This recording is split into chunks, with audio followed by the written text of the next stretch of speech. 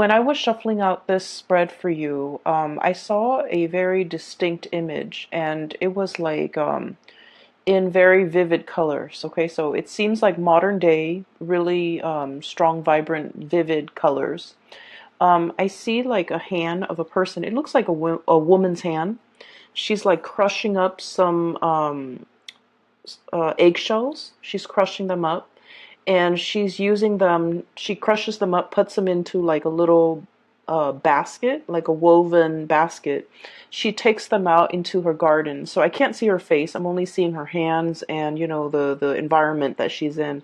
She takes that little basket into the garden and she scatters it on the ground. And so she has like some plants growing on the ground, and then she starts to walk over the eggshells. Okay, she's stepping onto the eggshells to kind of get it packed into the ground. So that's the scene. She has a very lush, vibrant garden. She wants to keep it alive, and she wants to maintain it, and she wants to take care of it. And so she's giving it nutrients, whatever nutrients, calcium, whatever micronutrients you get from eggshells. That's what she wants to impart onto the ground, so that the soil would be a lot more fertile, so that everything that she's planted would grow. Okay. So when I saw this image, I was thinking about potentially two, it's like a double meaning here. The first image is all about nurturing, it's all about, taking care of something, tending to your garden, tending to the things in your life that have long-term sustainable value, and that also has monetary gains as well. So that's the first thing. And then the second I guess meaning associated with that is like walking on eggshells. Okay, which normally means it's a situation that can be potentially volatile. It can the situation itself could be very, very delicate, so you're careful about where you are treading. And so the term walking around on eggshells, it means you have to watch what you say. It means that you have to be a little bit crafty about what you say and how you say it, so that it doesn't, I guess, create misunderstandings, and then it doesn't also trigger things in other people or in the environment that you're in. Okay, so there's like a double meaning here. So, first of all, I just want to get the obvious out of the way. You have two cards here that denote a lot of financial stability, okay? So it's clearly coming in. So for those of you who have been, worried or a little bit, I want to say like concern when it comes to financial resources, I feel that things are really releasing. Okay, so the drainage valve, or something like the floodgate, is really opening up when it comes to your financial situation, which is looking to be very good. So first of all, we have here the Ten of Pentacles. And then we also have the King of Pentacles. These two cards in conjunction to one another, or appearing in tandem, it usually denotes a situation where there is an escalation when it comes to your financial resources. For some of you, you might have recently gotten a raise, or you might be promised a raise. I feel like there might have been some hang-ups when it comes to this financial abundance, but the month of February is when things get released. Okay, so literally, there's like I'm hearing here a release of the floodgates, so that financial abundance can come through.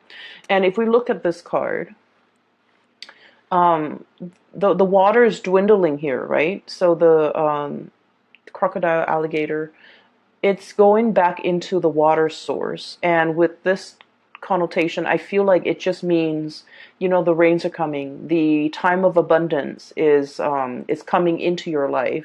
You're no longer living in a dry, parched, scarce environment. I feel that, scarcity is being kind of like, it's scarcity is moving into the past, and I feel like this can be emotional scarcity, financial scarcity, for specifically for the way this card is coming out, where there's going to be a lot more water flowing in, there's going to be a lot more abundance, there will be things that are thriving and growing and coming back in to replenish this dry, parched, scorched environment, so that you're no longer going to live in a space of dryness and scarcity. Okay,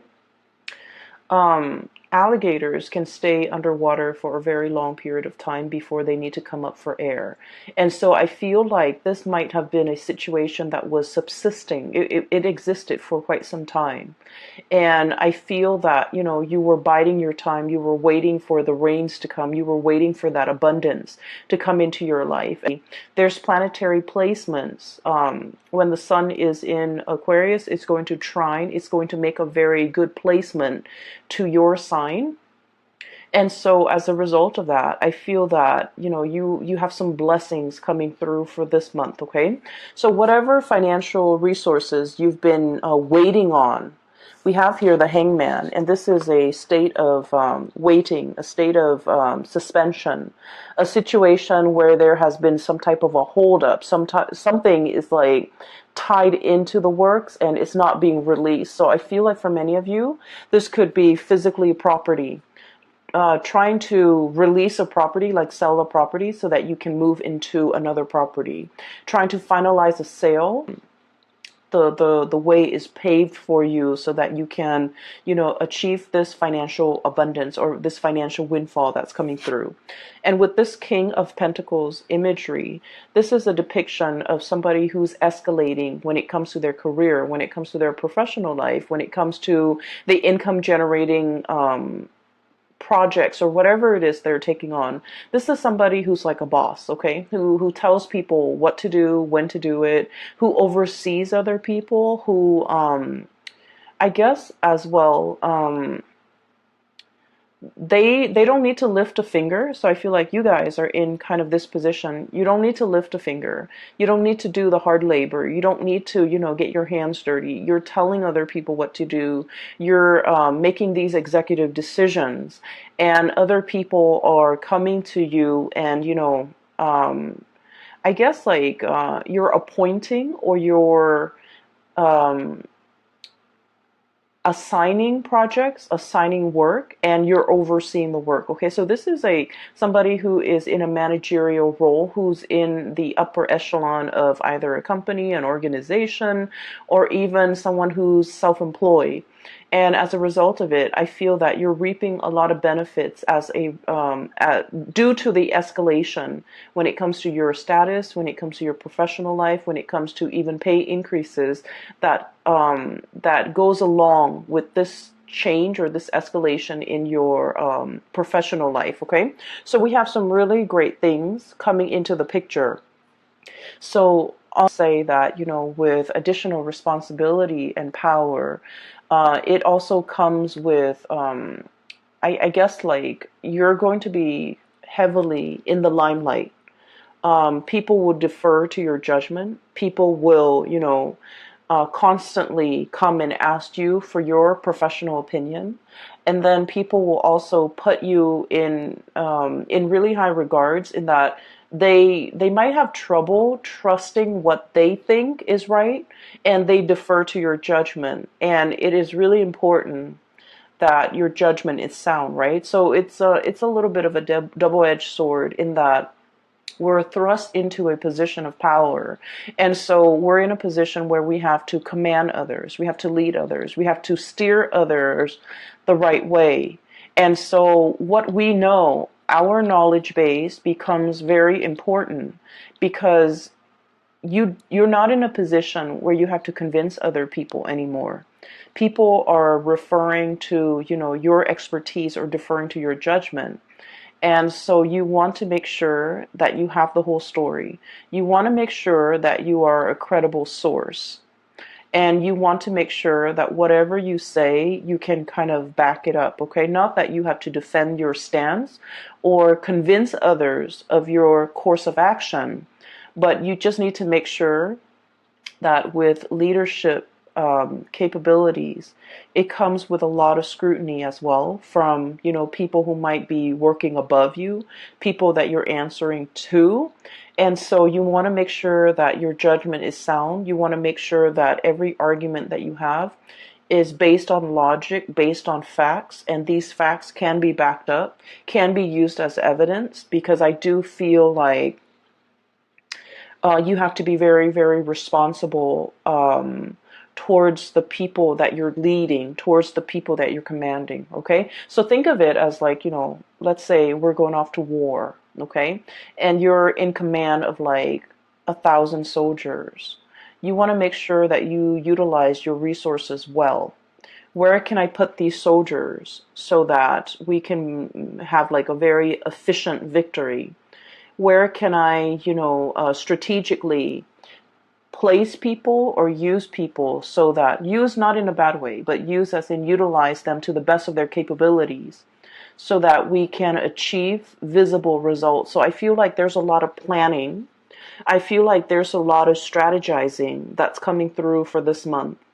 I feel like manpower might be a little bit scarce.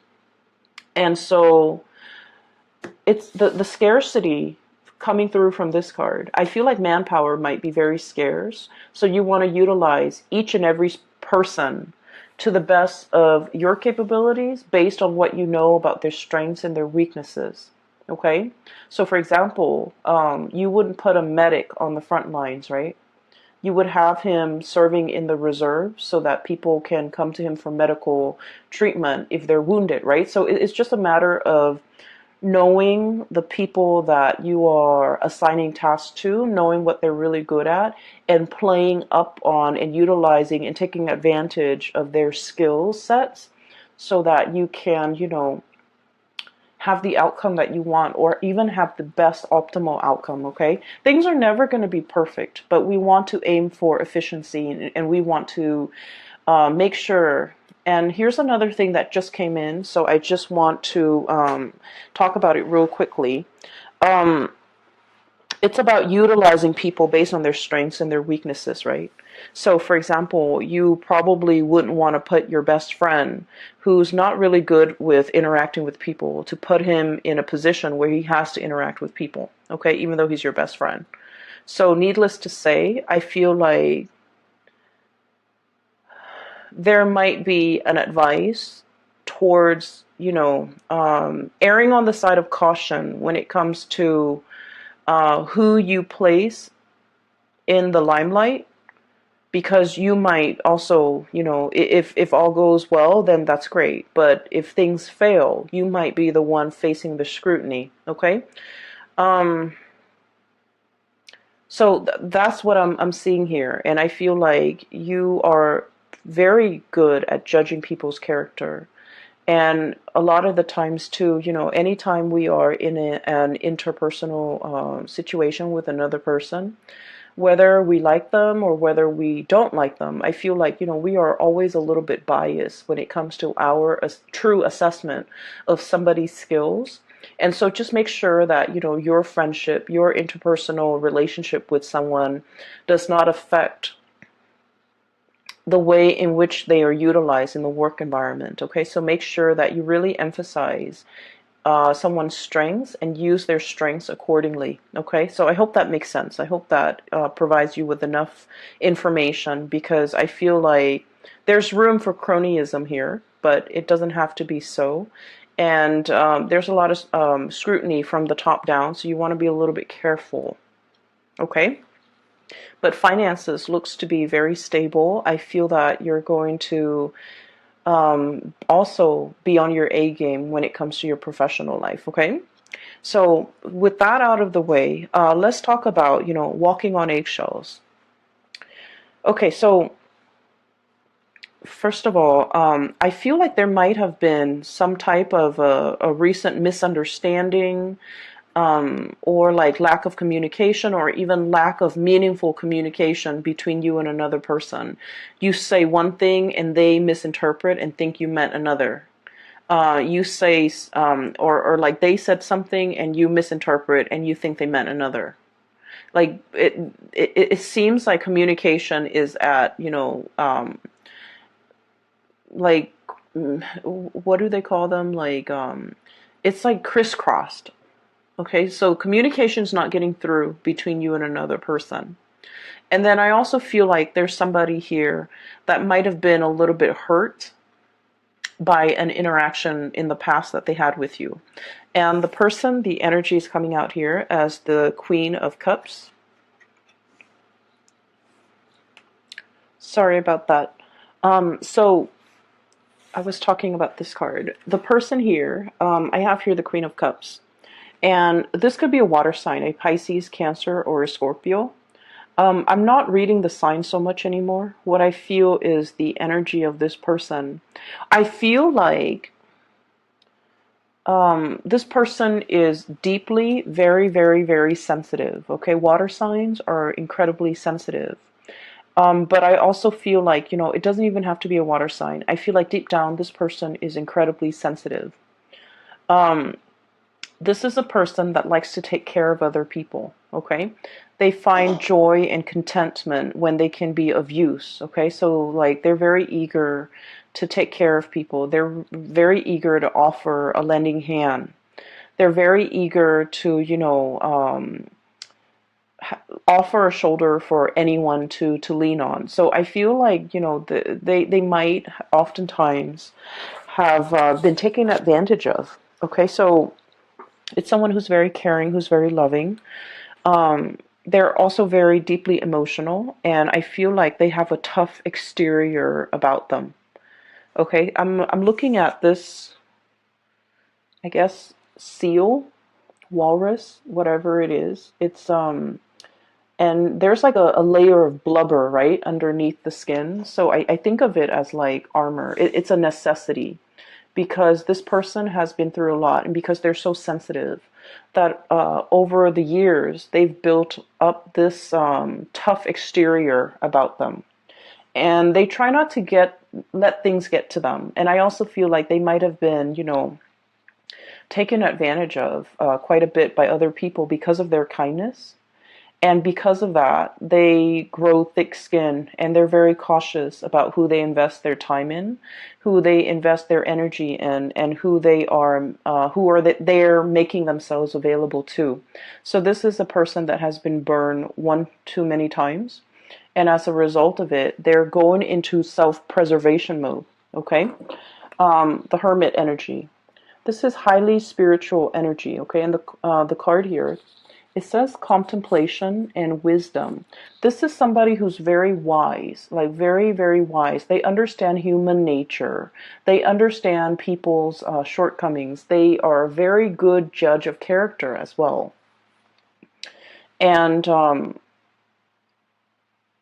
I have a feeling here that there was something said, okay, between you and this person where I feel like they might have gotten angry, okay, over something you said, over something that you did. And they might have, like, in a fit of anger, they might not have sugarcoated what they wanted to say, so it came out wrong. Does that make sense? So it's not like they meant for it to come out that way, but I feel like it just came out wrong. And then I also feel like there might have been an exchange between you and this person. And keep in mind the energy could be vice versa, because I feel like it's the person coming to you. But then again, it could be the energies could be flipped. And I feel like somebody feels like the other person's not doing enough. Not doing enough in a relationship, not chipping in, not carrying the burden of the relationship, childcare, family, responsibilities in the home. Like, I just sense that somebody felt like emotionally that they were carrying the weight of the relationship. That's what it feels like to me. And somebody is pointing out these things, and I feel like it's a situation that might have created a rift between the two of you. I feel like they're upset. And so this whole concept about walking on eggshells, I feel like somebody here, potentially you're walking on eggshells with another person, and you're biding your time. Um, I'm also sensing that this person, so just keep in mind, um, because the way the energy is coming out, I just feel like they have a lot, they over the years, they have repressed a lot of things, okay? A lot of things have been repressed under that layer of skin. So they might have felt a lot, but they never said it. They might have held on to resentment. They might have held on to grudges. And I don't feel like this is a petty person. I just feel like in any type of a relationship or interpersonal situation with another person, we know too much about the other person. There's always going to be grudges held. There will always be resentment. There will always be like discontent, right? But I feel like with this person, they've never expressed themselves in the past. They've never voiced their opinion. They've never, I guess, like let things go because everything gets trapped under that layer of fat. That's what I'm feeling. And so it can potentially become toxic. Okay. It's like harboring resentment. And then rather than talking about it, rather than saying, well, yesterday you did this and I was really unhappy with that, they didn't talk about what happened yesterday. They pick on something else and they want to talk about that when in fact that's not the root of the problem. So I feel like they're addressing symptoms or talking about the symptoms of their discontent or their grudges or whatever it is they've been repressing, and they're not really addressing the issues. And so when you interact with them, it can be a little bit frustrating. And I feel like they know how to kind of poke at you where it hurts, or they know what to say that really gets under your skin. There's a whole concept here about, under the skin, getting under the layers and needing to expose things, needing to really talk about things, like talking about, for example, that elephant in the room. Rather than walking on eggshells, skirting around the issue, let's just talk about it. Let's just, slice it open and bring it out into the surface and talk about it and, heal from it. I feel like there has been a lot of back and forth, a lot of grudges held, a lot of like skirting around issues, ignoring issues, sweeping things under the rug in your interaction with this person. And now it's at a point where things are starting to implode. And I just feel like the interaction between the two of you could be a little bit toxic, okay? And then I'm also feeling like I'm hearing somebody like, you need to do more, you need to own up, or you need to, it's almost like they want you to change into something that you're not. That's what it feels like to me. The way I'm looking at this, both of these animals can swim. They can swim really well, okay? But they both like to go on land and soak up the sun, okay? So they're pretty much, they can live on land, they can live in water, but they both need water. And so what I'm feeling is that, you guys might have a lot of things in common at the very beginning of the relationship, like a lot of just innate things in common. You can live on land, you can live in water, you can live in cold climate, and you both agree on a lot of things at first. But the nature of the beast is that you might prefer things a certain way, and I feel like because of all these commonalities, this person might see you as an extension of themselves and you as the sign of the twins. I also feel like you see the people you love as an extension of yourself.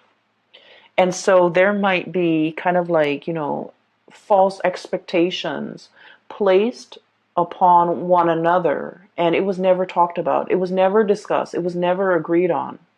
And as a result of it, I feel that one person is just like, you should have done this, and then the other person wants to disengage from the conflict. Possibly you, Gemini, want to disengage from the conflict and, walking on eggshells, um, wanting the flare up to die down, wanting the tantrum to kind of like go away before you slither back in. And so I feel as if both parties are skirting around the issues and not really addressing the heart of the matter. That's what it seems like to me. If you are not in communication with this person, I feel like they're looking at you. Okay, so look at this. It's like sheepishly looking out at the action, but kind of like hiding behind the scenes. Okay, so I feel like they're looking at your reaction. They're trying to see what you're doing. They're trying to see what you're up to. They're trying to understand you. They're trying to see when you're going to be coming back, either as to apologize, or to make amends, or even to talk. Okay, because I feel like this person is expecting you to come back. And I do sense that, there's a very strong emotional bond between the two of you. Even though you are like, what's weird is you feel as if you have a lot in common. You might have the same upbringing. You might have the same family circumstance. You might be from the same, culture, from speaking the same language, having like a lot of similarities when it comes to your upbringing, where you have lived and things like that. But innately, you guys are very different. Okay, this is a cold-blooded animal. This is a warm-blooded animal. And right in the middle, we have here the devil. And the devil is indicating to me, this is a cyclical pattern. This is an ongoing, either an ongoing emotional rift, an ongoing argument, an ongoing pattern and behavior of suppressing things, not talking about things, skirting around the issues. Possibly even, I feel like someone might be evasive and not saying what's really on their mind. It could be you or the other person. And then as a result of it, the partner gets confused. The partner doesn't have closure. The partner doesn't have certainty in this connection. And we have as well the Four of Swords. And the Four of Swords is like a rest and restoration phase, but it's also kind of some type of a stoppage when it comes to communication. Okay? And so what I'm feeling here is there might have been some hang-ups or like some stoppage in communication. You're not in communication with that person, or at least you're not having meaningful communication as to what happened in the past. Why are we arguing? Why is there an emotional rift? And I feel like one person is very much wanting the other person to come back. I'm hearing somebody accusing the other person of being like a lazy relationship partner, a lazy friend, like not putting in enough of the work. So you know where you stand, okay? Like you could be saying this or they could be saying this. But I feel like one person feels like the other person's not putting in a lot of the work. And I feel like this was very hurtful to hear. And I feel that it's hurtful because I feel like there's some truth to it, right? A lot of the times too, we get defensive when things strike us, strike or at our heart, strike at things that we already know. Okay, we don't get offensive if they were just false accusation or things that don't have any merit. I feel like the things that really get our blood boiling is when there's some truth to it. So I feel like, either the other person got defensive because there's some truth to what you're saying, or you might have gotten very defensive, or you might have gotten very hurt because of what they were saying. So either way, I feel like there is a lot of room here for reconciliation because there's still, at the heart of it, there's still a lot of love. I feel that you might be the one coming towards the other person to either offer an apology, make amends, or to... I feel that a lot of the times with air signs, okay? Air signs are very much in their head. And so when they're confused or conflicted about a situation, they just won't respond. They will just kind of like retreat. They would just go and focus their energy elsewhere because they don't like it when their minds get rattled. And so I feel like you might have gone, you might have done the disappearing act And now you're slithering back into the water, the realm of emotion, in order to have a discussion, in order to test the water with another person, in order to kind of like, I'm hearing come back. So someone might be, in order to come back to another person, in order to come back to a situation, you might have taken a rest. And now it's time for you to, um, I guess, like re-enter this discussion, re-engage with this person. But I do feel like there's definitely a little bit of a rift in between, okay, with the shadow. So the way this is depicted here, the devil, the shadow, it says self-empowerment and ambition, okay? And self-empowerment and ambition is about really getting to know yourself, okay? Really getting to know, like, maybe what they said, maybe there's some truth to it. Maybe I need to own up to it, okay? And they, vice versa, need to also go through a stage of self-awareness. Maybe I've been suppressing things for so long. Maybe I was really angry at this thing that happened 3 years ago, when in fact I'm picking on this person for something that they said yesterday. So I feel that there is definitely, from their end, a very emotional response to something that you might have said or something you might have done. And then I feel like from your end, there was a retreat. There was like a backing off. There was a confusion. There was a situation when you were like very mentally and emotionally rattled, and you didn't know how to respond to it. Or you might have been upset. You might have been angry, and you didn't want to feel those feelings. And so you retreated. And so there's a emergence, like a coming back together in some capacity between you and this person to allow you to kind of like talk. And the conversation doesn't flow naturally. I don't see it flowing. I feel like you're still skirting around the issue, walking on eggshells around the other person, being very cautious about not triggering the landmines, watching what you're saying, watching your words, watching your tone, watching your body language. And I do see the other person might be the one that's upset, okay?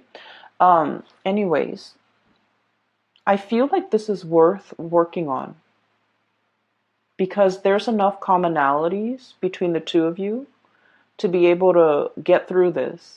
And I just feel like their emotional response is very different from your emotional response. So it's just a matter of calibrating, getting yourselves on the same page so that you can, talk with each other in a way that is meaningful rather than they're talking over you. I feel like they're talking over you. They're talking about things that they were very upset about that happened 3 years ago, and yet they're picking on something that you're doing in the present time, and that's not really fair. And so I feel like I just feel like there has been a lot of things or events or situations that have been bottled up for a very long time. And so when we have this conversation, just know, Gemini, and you might not want to hear this, just know that it's not going to be a 5-minute conversation. It might require, a few hours.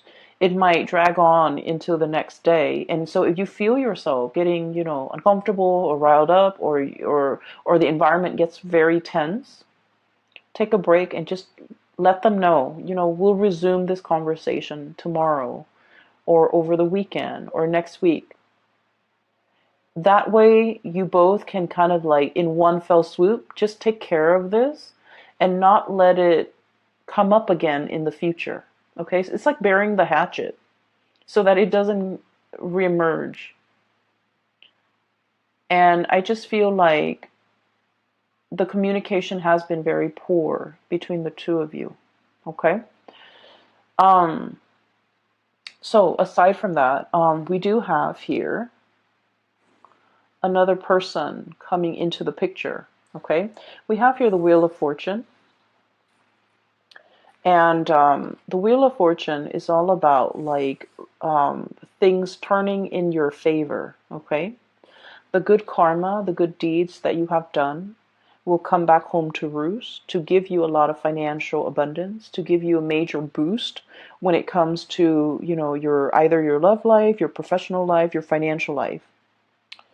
And I do sense that there's going to be a lot of emotional connections that you're making with other people, new friendships coming into the works. Okay, we have here the Three of Cups, and this is like socializing, social dating, meeting people who are very similar to you when it comes to their hobbies, their likes and their dislikes, and finding a community of people that you get really well with, you get along really well with.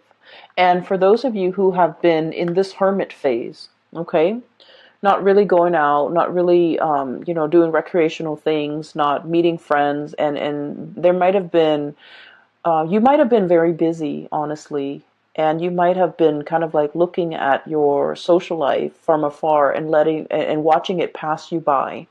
I feel like there's room here for you to move on, for you to make new connections, to be around a community of people who really get you.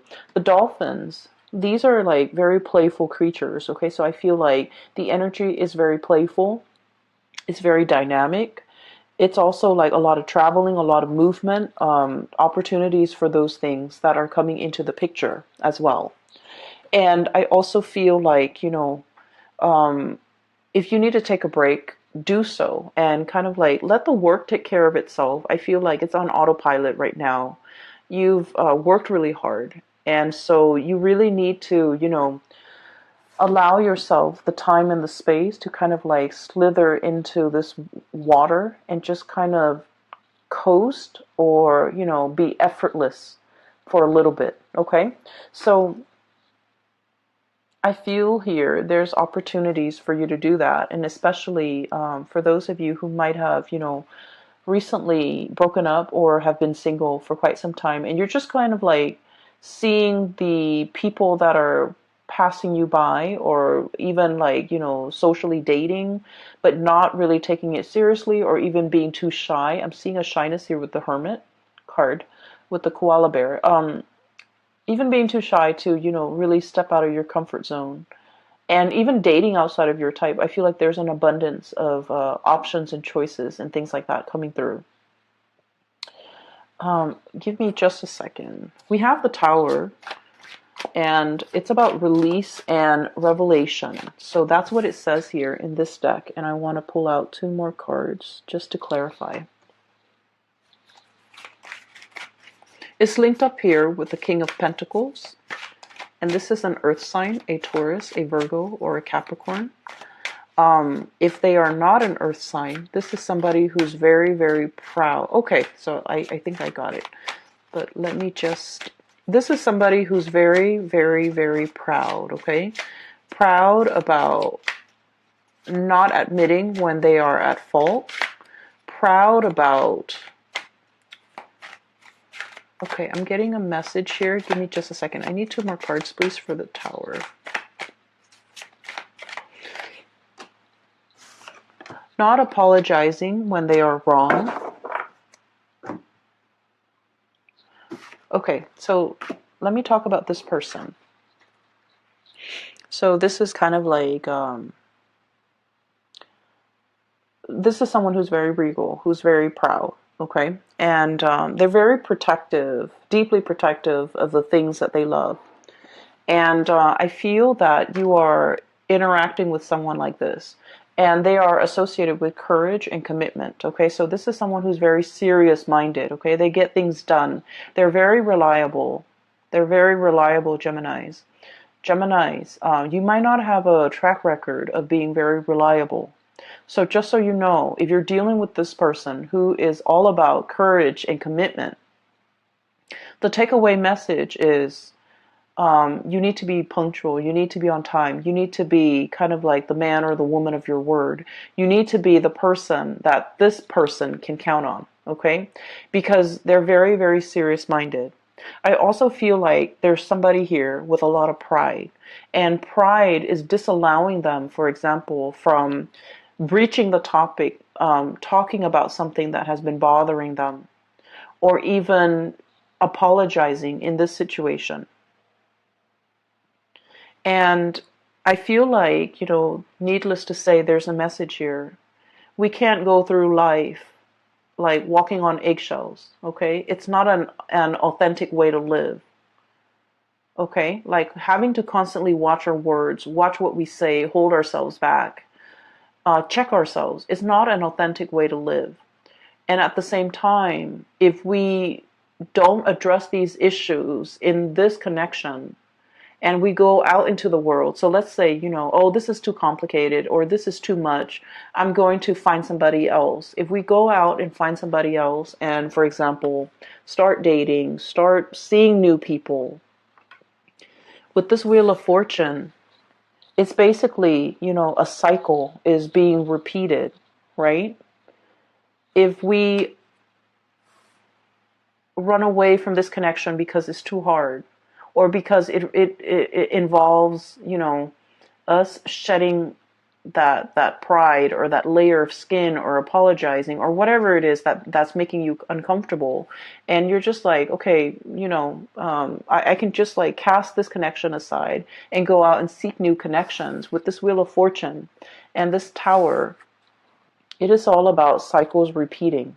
So I do feel here, you can't just go out and make new friends, because the new friends are going to ask the same things of you. And the same issues will start to creep up further down the line with this new group of people. And so we need to be very conscientious about, whatever problems we have, we want to nip it in the bud and we want to fix it. Because cycles have a way of creeping into the next relationship, the next friendship, the next work environment. So that is always why, a lot of people would say, especially astrologers, people do say that we can't really run away from our problems, okay? They always have a way of creeping back up. And we always can't run away from conflict or whatever disagreements with other people. Because whatever is not resolved in one relationship has a way of repeating in another relationship. And then, by all means, like, we can't really run away from conflicts with our parents, because, ultimately the people that we pick for our life partners will resemble our parents. And it's also a set of karmic lessons that we need to work through. So I do feel this reading is a lot about karma. And karma, not in the way that you think, in that, oh, if I've done badly, I will get a lot of bad things coming my way. It's not about that. It's about life lessons. It's about, you growing as an individual and you trying to, grow to your full potential. Okay. So if that means spreading yourself a little bit more or stretching yourself a little bit more on the emotional realm, being emotionally expressive, being able to let your walls down, being able to apologize, for example. It says a lot about a person, right? And then if it means being strong, not being conflict avoidant, this is about courage here. So working up the courage to say what needed to be said. Okay, if someone is like really annoying and they're always in your space and you've always been the nice guy and you've always let them in your space, it's time to, work up the courage to tell them no, because Gemini people, you don't like to hurt other people. You don't want to be mean. You don't want to, say hurtful things. So it's about working up the courage to kind of maintain your boundaries, right? And working up the courage to tell someone off or tell someone exactly what's on your mind. And I feel like there is definitely communication that needs to be had, and I feel that you might not have wanted to have this conversation. And I feel that okay? I pulled out these two cards for for the Tower, and we have here the Queen of Swords and the High Priestess. So this is a really good combination. So the Queen of Swords, Aquarius, Gemini, and Libra, and the High Priestess. So the Queen of Swords is about logic, right? It's about like looking at the facts. It's about the communication aspect between two people. And this is about perception and truth. This is somebody who is looking for the truth, who's looking for answers, who wants to understand, who wants to make sense of the world. And with the high priestess, it's about intuition and sacred knowledge. So this is more about, psychic abilities. This is about somebody who's like operating and potentially fluctuating back and forth between these two concepts, okay? This is like the mind over the intuition. And let's just say this, and this is true of all air signs. So Aquarius, Gemini, and Libra. If you're an air sign, you value facts. You value, a series of facts or factual evidence leading to a very solid and a very sound conclusion. In your world and in your mind, that makes a lot of sense because it's logical, it's rational. We, don't just zing from point A to Z. We have to take all the immediate steps in between. So fact A would take us to B and vice versa. And at the end of it, we draw a conclusion.